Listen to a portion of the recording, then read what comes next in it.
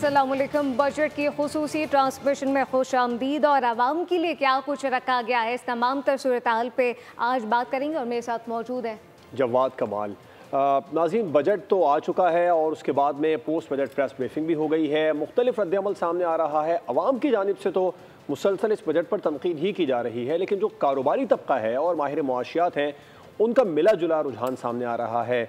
मुख्तलिफ तज्ज़ियाकार हैं, उनका मौक़िफ़ ये सामने आ रहा है कि सैलरीड क्लास को कुछ हद तक रिलीज़ दिया गया है। इसके अलावा कुछ सेक्टर्स ऐसे भी हैं जहाँ पर टैक्स को कम किया गया है ताकि इंडस्ट्री को एक्सपोर्ट ओरिएंटेड बनाया जा सके, लेकिन उसके लिए बहुत ज़्यादा जिसे कहते हैं हंगामी बुनियादों पर इक़दाम नहीं किए गए हैं, जिसकी वजह से कुछ तनकीद भी हो रही है। और जो कारोबारी हजरात हैं उनका तो ज़्यादा बड़ा अहम फोकस रहा है पिछले 3-4 दिनों से हम ट्रांसमिशन कर रहे हैं, वो ये कि अगर कारोबार को आपने आगे बढ़ाना है, तेज़ी के साथ इंडस्ट्री को बूस्ट देना है, तो फिर बिजली की कीमतों में कमी क्यों नहीं की गई, गैस की कीमतों में कमी क्यों नहीं की गई है, जिनसे इंडस्ट्री आगे बढ़ती है। इन तमाम तर मौज़ूआत पर बात करेंगे। हमें ज्वाइन किया शाम उल हक साहब हमारे साथ ट्रांसमिशन में मौजूद है, कुछ दीगर मेहमान भी हमें ट्रांसमिशन में ज्वाइन करेंगे। अच्छा साहब, शम्सुल इस्लाम खान साहब ने भी हमें ज्वाइन किया, माहिर मुआशियात हैं। शम्स साहब, ये बताइएगा कि जो कारोबारी तबका है वो मुसलसल एक ही बात पर जोर दे रहा है कि बिजली और गैस की कीमतों में कमी करनी चाहिए थी हुकूमत को, जो नहीं की गई है। ओवरऑल आप इस बजट को किस तरह देखते हैं? प्राइवेट सेक्टर के लिए इस बजट में क्या कुछ है, क्योंकि पेट्रोलियम लेवी बढ़ा दी गई, जिससे यकीनी तौर पर आने वाले दिनों में महंगाई भी बढ़ेगी, तो आप समझते हैं प्राइवेट सेक्टर को भी कुछ मिला इसमें? देखिए जी, ये जो बजट पेश किया गया है, ये इसको मैं अगर एक लाइन में डिफाइन करूं तो ये budget the good, the bad and the ugly budget है। Good for government, parliamentarian, government servants, government के जो मिनिस्टर्स हैं उनके लिए बहुत अच्छा बजट है।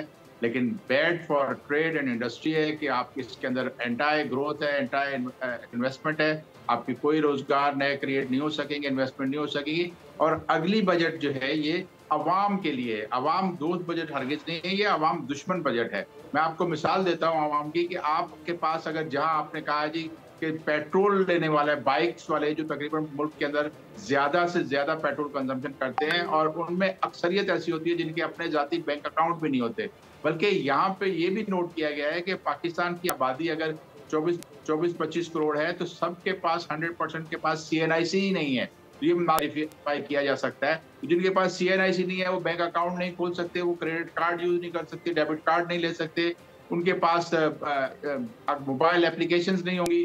तो आपके पास एक बहुत बड़ी महंगाई का एक तूफान खड़ा होने वाला है उन गरीब लोगों के पास जो डिप्राइव्ड लोग हैं, जिनके पास कोई ज़राए नहीं है, उनके लिए मजीद महंगाई होगी। और जो उमरा है, एलीट कैपिटल है, उनको यकीनन फायदा होगा। और आपने देखा कि डेबिट कार्ड, क्रेडिट कार्ड जो यूज करने वाले हैं वो ज्यादातर आपके अमीर तबका है, बड़ी गाड़ियों में सफर करते हैं, जबकि 10 लीटर इस्तेमाल करने वाला पेट्रोल पंप वाला जो पेट्रोल बाइकर है वो आजकल राइडिंग का भी काम करते हैं, वो आजकल पिक एंड ड्रॉप भी करते हैं, डिलीवरी भी करते हैं, उनके ऊपर बहुत असर पड़ने वाला है। आपने एक तरफ तो बड़ी इंडस्ट्रीज के लिए खाम माल के ऊपर ड्यूटी खत्म की है, लेकिन साथ ही आप देखेंगे पाकिस्तान की इंडस्ट्रीज में अगर लार्ज स्केल इंडस्ट्री का देखें वो नेगेटिव हुई है और बाकी जो इंडस्ट्रीज है वो सारी आपस में लिंक होती हैं।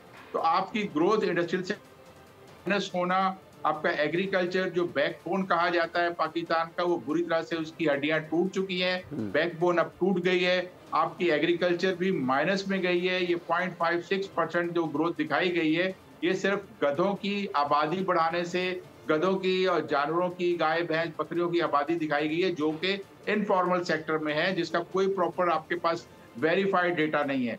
आपके पास जो सर्विस सेक्टर है उसमें ग्रोथ आती है और सर्विस सेक्टर जो है वो पाकिस्तान के GDP का सबसे ज्यादा हिस्सा लेता है। लेकिन अनफॉर्चुनेटली हुकूमत का जो टैक्सेशन का निजाम है वो सर्विस सेक्टर में सिर्फ बड़े बैंक्स वगैरह से तो टैक्स ले लेता है, लेकिन जो दूसरे लोग हैं उनसे टैक्स नहीं ले सकता और वो उसका कंट्रीब्यूशन सबसे कम है। इंडस्ट्री के ऊपर सबसे ज्यादा बोझ टैक्स का है और चला आ रहा है, उसके लिए कुछ नहीं किया गया। हुकूमत की अपनी पॉलिसीज जो है उसका कॉन्ट्रडिक्शन है। तजादात है उसका इस बजट के अंदर कि एक तरफ आप कहते हैं कि जी इलेक्ट्रिक राइट, व्हीकल्स के बिल्कुल ऊपर हम हुकूमत की छूट अपनी देंगे, तो अपनी दूसरी तरफ पॉलिसीज आप में ही कहते हैं तजादात कि हैं। सोलर साहब, आपका पैनल पॉइंट के सामने। ऊपर हम Abdul sales Qadir, tax former लगा पैटर्न देंगे। And president Pakistan tax bar association है, हमें ज्वाइन किया ट्रांसमिशन में। Sir, welcome to the transmission. आप किस तरीके से देखते हैं, क्योंकि टैक्स को लेकर जो वजीर खजाना ने बजट तकरीर के दौरान कहा कि इन्फोर्समेंट के जरिए टैक्स को बढ़ा रहे हैं, दो ही तरीके थे, या इन्फोर्समेंट के जरिए टैक्स नाफिज किया जाए या फिर बराह रास्त टैक्स नाफिज किया जाए। ये तो 400 अरब रुपए इकट्ठे करने की बात की गई है इन्फोर्समेंट के जरिए। आपको लगता है ये मुमकिन हो सकेगा? बहुत शुक्रिया सबसे पहले तो आपको यहाँ मदऊ करने का, और जो मुझसे आप अभी सवालात कर रहे हैं। देखिए, सबसे पहली बात तो ये है कि हमें ये चीज़ें जहन में रखनी चाहिए कि हम इस वक्त IMF के एक प्रोग्राम में हैं, और जब हम IMF के प्रोग्राम में होते हैं और जब भी लोन एजेंसी के प्रोग्राम में होते हैं तो आपकी सर्टन चीज़ें जो होती हैं वो रिस्ट्रिक्टेड होती हैं, क्योंकि लोन एजेंसीज को सिर्फ इस बात से इंटरेस्ट होता है कि आप उनको पैसे वापस कर सकेंगे या नहीं कर सकेंगे, या आप क्या ऐसा इकदाम कर रहे हैं। तो हमें एक तो ये जहन में ज़रूर रखना चाहिए। लेकिन जो सबसे अच्छी बात है वो ये है कि हमारे जो लास्ट ईयर के कुछ आदाब जो हैं वो हम कदरे बेहतर हैं। हम अगर 3 साल पहले या 2.5 साल पहले देखें तो पाकिस्तान को इस तरह से गिना जाता था कि वो श्रीलंका की तरह डिफॉल्टर हो जाएगा, जो कि अल्लाह ने हम पे रहम किया, और आई थिंक हम बहुत बेहतर हालत में आज हैं। 1 साल में जो हमारी पोजीशन हुई है, यस आई एग्री विथ जो अभी हमारे भाई बात कर रहे थे कि हमें कोई ना कोई रोड मैप अगले 5 साल के लिए जरूर देना चाहिए था, जो कि गवर्नमेंट को, जो कि इसमें कुछ चीजें जो हैं वो लेक कर रही है, लेकिन ऐसा नहीं है कि वो बिल्कुल नहीं है। अगर हम लास्ट ईयर की चीज़ों को सामने रखें तो हमारा इन्फ्लेशन कम हुआ है, हमारा बैंक के जो रेट हैं उसके इंटरेस्ट के वो कम हुए हैं, हमारा जो GDP ग्रोथ जो IMF ने जो किया था वो 2.60 था, हमने 2.68 किया है। तो हमने बहुत सारी चीज़ें बेहतर की हैं, और मुझे लगता है कि इस जो फिस्कल स्पेस अवेलेबल था उसमें किया गया। जो सबसे इम्पोर्टेंट जो एरिया जिसको मैं समझता हूँ जिसको इस बजट में किया गया है और जिसका आई थिंक उसका एक इम्पैक्ट आएगा फ्यूचर में, वो किया गया टैरिफ की रैशनलाइजेशन को। और आपने देखा होगा कि गवर्नमेंट ने उसमें 4 साल 5 साल का एक रोड मैप भी दिया है कि वो कहाँ तक उस ड्यूटीज को ले जाएंगे, जिसमें बहुत सारी ऐसी आइटम्स हैं जो कि ठीक है, बहुत सारे ऐसे आइटम्स हैं जिनको टैक्स के हवाले से निफाज किया जा सकता है। आपकी तरफ वापस आएंगे एहतशाम साहब। सबसे पहले तो हम देख रहे हैं कि माशी शरह नमू की जो ये ग्रोथ रेट है GDP का, इस पे कितनी हकीकत पसंदी से समझते हैं कि हुकूमत ने अमल दरामद किया, या फिर वही जो है वो तजावुज़, उसका जो एक नंबर का हेर फेर है? देखें, गौर बुनियादी तौर पर तो सवाल सब जगहों पे यही पूछा जा रहा है कि पिछले 5 सालों का अगर सिर्फ रिकॉर्ड ले लें तो हमारी GDP ग्रोथ रेट जो है ना वो 3% से ज़्यादा का नहीं है। और कहा यह जा रहा है कि 25 करोड़ की आबादी में अगर यही सिलसिला रहता है तो फिर तो आप किसी किस्म की तरक्की का जो है ना वो ख्वाब ही देख सकते हैं। चाहे आपने जॉब क्रिएशन करनी हो, चाहे आपने गुर्बत का ख़त्मा करना हो, चाहे आपने इंडस्ट्री को बढ़ावा देना हो, मैन्युफैक्चरिंग को ठीक करना हो, इन्वेस्टमेंट को बढ़ाना हो, तो बज़ाहिर तो ये लगता है कि मुश्किलात बहुत ज़्यादा है। असल बात जो मेरा ख्याल है गौर ये है कि जो फाइनेंस मिनिस्टर ने कल बात की है जो बहुत ही परेशान कुन है, वो कहते हैं भाई सारे कर्ज़े ले के मामलात को चला रहे हैं। एक तरफ सूरत हाल ये है, दूसरी तरफ ये कहा जा रहा है कि जी बजट में कोई डायरेक्शन नहीं दी गई, ये बैलेंस बजट नहीं है। हुकूमत तो कहती है जी बड़ा इन्वेस्टमेंट ओरिएंटेड है, बिज़नेस फ्रेंडली है, पब्लिक के लिए बहुत कुछ रखा गया है, लेकिन दूसरी तरफ देखा जाए तो सूरत हाल ऐसी नहीं है। और ज़्यादा परेशान कुन बात दूसरी ये है गौर के जिस तरीके से कल फाइनेंस मिनिस्टर ने वार्न किया, वो कहते हैं कि भी अगर ये इन्फोर्समेंट पॉलिसी हमारी कामयाब नहीं होती, यानी जिन सेगमेंट ऑफ सोसाइटी से हमने टैक्स लेना है अगर वो टैक्स नहीं देंगे तो कहते हैं जी 500 बिलियन रुपीज़ के फिर हमें टैक्स लगाने पड़ेंगे। यानी इसमें देख लें 432 बिलियन रुपीज़ के टैक्स आपने लगा दिए अगले माली साल जो शुरू होगा उसके लिए, और अगर ये उनके अहदाफ पूरे नहीं होते, वो वार्न कर रहे हैं कि $500 मिलियन के और जिसको कहते हैं टैक्स लगेंगे। इन अदर वर्ड तो गौर ये हो गया कि मिनी बजट दोबारा आएगा। तो सवाल ये है कि ग्रोथ रेट क्यों नहीं ठीक हो रहा। देखिए, हमेशा से देखो तो ग्रोथ रेट हमारा आता है अपना एग्रीकल्चर से। एग्रीकल्चर आप देख लें, एक ज़माना ये था, मुझे अच्छी तरह याद है, 11% तक पीपल्स पार्टी के ज़माने में एग्रीकल्चर ग्रोथ गई थी। आज भी GDP का 23% है। मौजूदा माली साल जो 30 जून को ख़त्म होगा ये ½% हमारी एग्रीकल्चर की ग्रोथ आई है। नतीजतन ये है कि हमारा ओवरऑल जीडीपी का फिगर जो है ना वो 2.5% से ऊपर नहीं गया। पिछले साल 6% जीडीपी की एग्रीकल्चर ग्रोथ आई थी। तो सवाल ये कि बिल्कुल ये बड़ा चैलेंज है। अभी भी 4.2 का टारगेट रखा है शाम साहब, बिल्कुल ऐसी है। 4.2 का ग्रोथ रेट कैसे हासिल किया जाएगा, इस पर भी मैं आपसे बात करूंगा। अब्दुल कादिर साहब, आपकी तरफ आना चाहूँगा। आप क्या समझते हैं, ये जो बजट हुकूमत ने पेश किया है, इसको कहीं से कहा जा सकता है, क्योंकि मुआशी माहिरीन यही कहते थे जब तक इंडस्ट्री को एक्सपोर्ट ओरिएंटेड नहीं बनाया जाएगा पाकिस्तान की मईशत तरक्की नहीं करेगी। तो इस बजट में कहीं कोई ऐसे टारगेट सेट किए गए हैं आने वाले दिनों में इंडस्ट्री एक्सपोर्ट ओरिएंटेड बन जाए?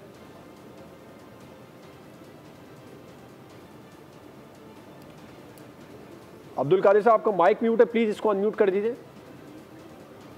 मैं ये समझता हूँ कि जो टैरिफ की रैशनलाइजेशन की गई है उसमें बहुत सारी ऐसी आइटम्स हैं जो कि रॉ मटेरियल हैं एक्सपोर्ट इंडस्ट्री के, लेकिन मैं गुजारिश ये कर रहा था कि जब तक पाकिस्तान के अंदर हाई वैल्यू एडेड आइटम्स को नहीं ऐड होगी, हमारी एक्सपोर्ट जो है उसमें कोई ग्रोथ नज़र नहीं आएगी। तो आप गवर्नमेंट में जो हाई वैल्यू एडेड को जो इनकरेज करने के लिए जो किया गया, मैं समझता हूँ कि इस बजट में वो ऐसा कोई इकदाम नहीं किया गया जिससे हाई एडेड वैल्यू जो है उनको इनकरेज किया जाए। दूसरा, आपने देखा कि लास्ट ईयर हमारा जो लार्ज स्केल मैन्युफैक्चरिंग है वो नेगेटिव में गया है, तो वो उसको भी बूस्ट करने के लिए कुछ इकदाम तो किए गए हैं, लेकिन मेरा नहीं ख्याल कि कोई ग्रोथ के लिए कोई काम किए गए।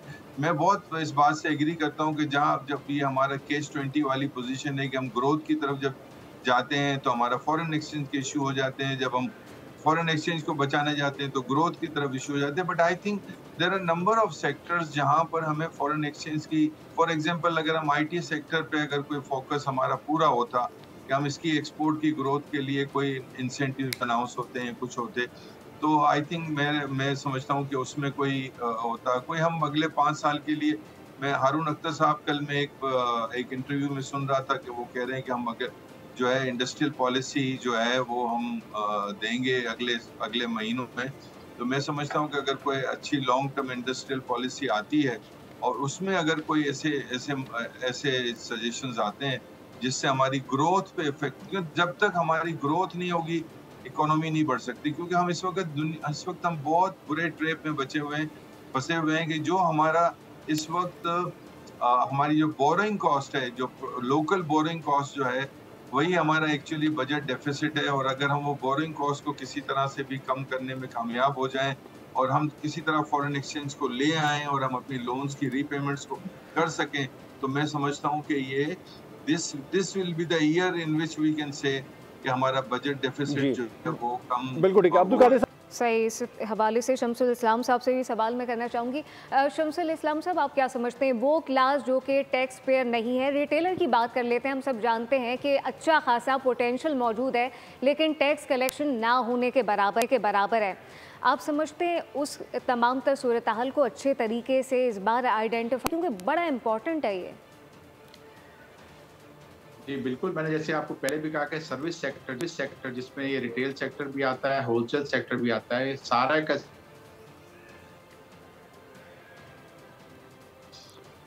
शम साहब की भी आवाज़ हम तक नहीं पहुंच पाया। शम साहब, आप एक जो बड़ा अहम मामला है वो ये कि जब बहुत ज़्यादा प्रेशर पड़ा, क्योंकि हुकूमत तो ये दावा कर रही है कि ये आम आदमी के लिए बेहतरीन बजट है, आज़मा बुखारी साहिबा का भी हम मौक़िफ़ देखें और वज़ीर ख़जाना का भी मौक़िफ़ देखें, वो भी कह रहे हैं कि जितना कुछ हम आम आदमी के लिए निकाल सकते थे, जितना रिलीफ दे सकते थे वो दिया, लेकिन जब आम आदमी की तरफ से, आम शहरियों की तरफ से प्रेशर पड़ा, क्योंकि जितना अपने लिए हुकूमत ने निकाला, जो हमने देखा कि इस वक्त पार्लियामेंट के लिए जो खर्चा निकाला है हुकूमत ने, हुकूमती अखराजात, काबीना के अखराजात 35 करोड़ से बढ़ाकर 68 करोड़ कर दिए, डबल कर दिए, अपने खर्चे डबल कर दिए, आम आदमी के लिए सिर्फ 10% तनख्वाहों और पेंशन में 7% इजाफा किया।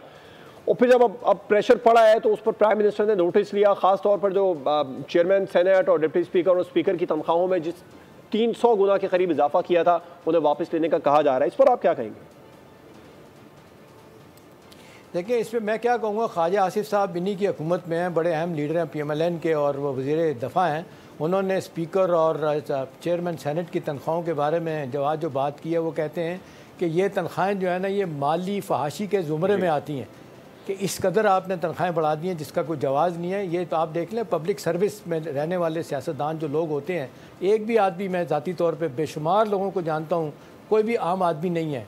तो मेरा ख्याल है 500 से 700% तनख्वाहें बढ़ा देना, काबीना के अरकान की 145% तनख्वाहें बढ़ी हैं, इसी तरह सेनेट, कौमी असम्बली, सूबाई असम्बली, MNAs की तनख्वाहें और फिर जजेस की तनख्वाहें जितनी बढ़ी हैं, कोई जवाज़ नहीं, कोई जस्टिफिकेशन सिरे से नहीं बनता। जब एक तरफ हम कहते हैं फाइनेंस मिनिस्टर के कर्जे लेके मामलात को चला रहे हैं, तो ख़ुद ही बंदों को शर्म आनी चाहिए कि भाई हम क्यों, और ख़ास तौर पे स्पीकर और जवाद जो नेशनल असम्बली के स्पीकर हैं, ये बड़े पैसे वाले लोग हैं। खुद ही सोचना चाहिए। अब्दुल कादिर मेमन साहब, आप इस पे क्या कमेंट करेंगे? जो रिटेलर है उनसे जो टैक्स कलेक्शन है ऑलमोस्ट ज़ीरो होती है, बट जबकि पोटेंशियल मौजूद है, तो क्यों नहीं आइडेंटिफाई किया जाता है? देखिए, मैं समझता हूँ कि रिटेल सेक्टर के अंदर बहुत पोटेंशियल है और चूंकि GDP का 22% भी है, और आई थिंक इस सेक्टर को रियली एक स्टडी करने की ज़रूरत है। हमने रिफॉर्म्स के अंदर इसमें बहुत कॉम्प्रिहेंसिव अपने बजट प्रपोजल भी देंगे, क्योंकि इसमें ऐसा नहीं है कि रिटेल सेक्टर बिल्कुल कंट्रीब्यूट नहीं कर रहा। For example, minimum retail price जिस पे वो बेचते हैं, अल्टीमेटली टैक्स उसमें शामिल तो होता है, ऐसा नहीं है कि नहीं होता। इसी तरह जब वो कोई चीज़ परचेज कर रहे होते हैं तो इस पे इनकम टैक्स तो शामिल होता है। बट आई थिंक उनका जो मैकेनिज्म है कि उनको टैक्स के नेट में आना चाहिए, नेट में आके उनकी जो टैक्स लायबिलिटी है उनको कंप्यूट होना चाहिए, जो इनपुट उनको लायबल है वो उनको मिलना चाहिए, जो आउटपुट उनको देनी है वो देना चाहिए। आई थिंक वो मैकेनिज्म बिल्कुल ठीक है। तमाम तरह टारगेट्स को अचीव करना होगा हुकूमत के लिए। अब्दुल कादिर मेमन साहब शमसुल इस्लाम ट्रांसमिशन में हमारे साथ मौजूद है, आप दोनों का बहुत शुक्रिया। शाम उल हक साहब हमारे साथ ट्रांसमिशन में मौजूद रहेंगे। यहाँ वक्त हुआ ब्रेक का, ब्रेक के बाद कुछ दीगर मेहमान भी हमें ज्वाइन करें। सब्सक्राइब करें और बेल दबाएं ताकि कोई खबर रह न जाए।